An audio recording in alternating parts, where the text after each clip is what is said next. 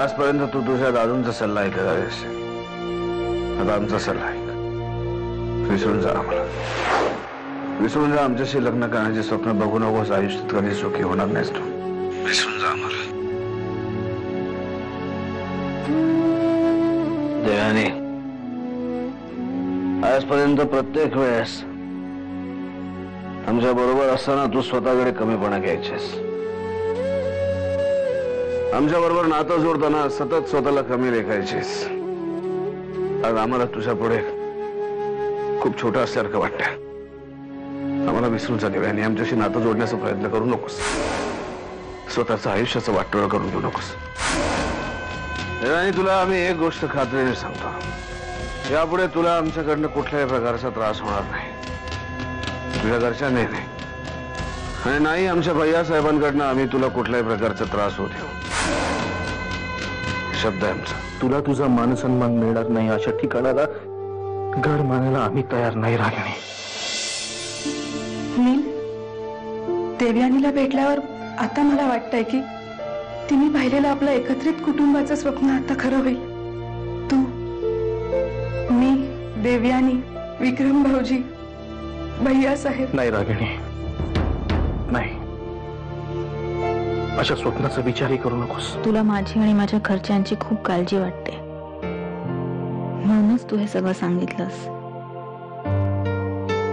लोकांना तुझ्याबद्दल काहीही वाटलं ना तरी माझा तुझ्यावर विश्वास आहे.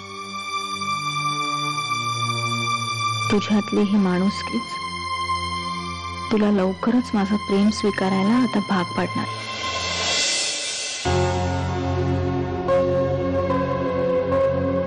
नाही रागिणी, त्या घरात तुझ्यावर जो अन्याय झाला तो अन्याय आम्ही कधीही विसरू शकणार नाही, कधीही नाही.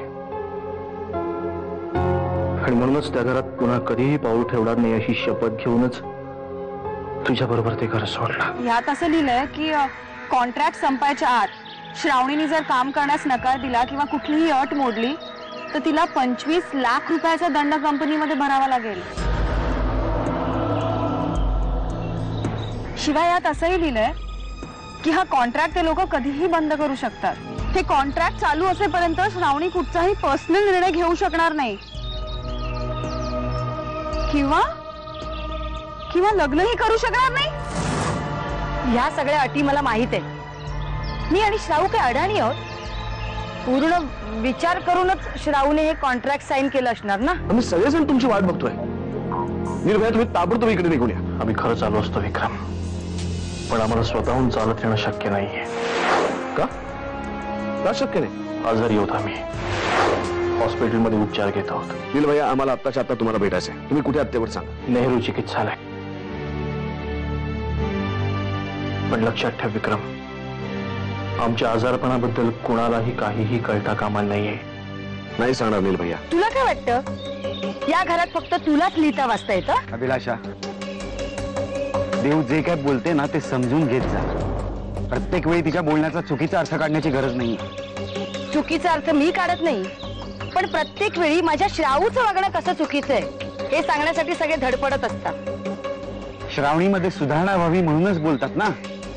ती जर का नीट वागली असती तर मग हे बोलायची गरजच पडली नसती. श्रावूमध्ये सुधारणा झाली आणि फक्त सुधारणाच नाही झाली तर या घरामध्ये जे स्वतःला खूप शहाणे समजतात ना त्यांच्याही पुढे गेली. म्हणूनच ही सगळी पोटदुखी. काय झालं नील भाऊजी? ते हॉस्पिटलमध्ये गेल्यावर आम्हाला काय?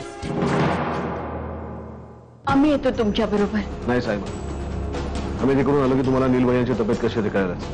तुम्ही याचा आग्रह करू नका. आम्ही येतो.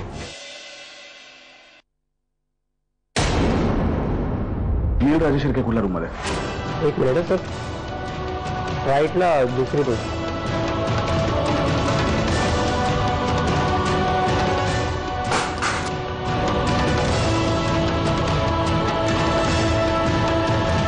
एक मिनिट.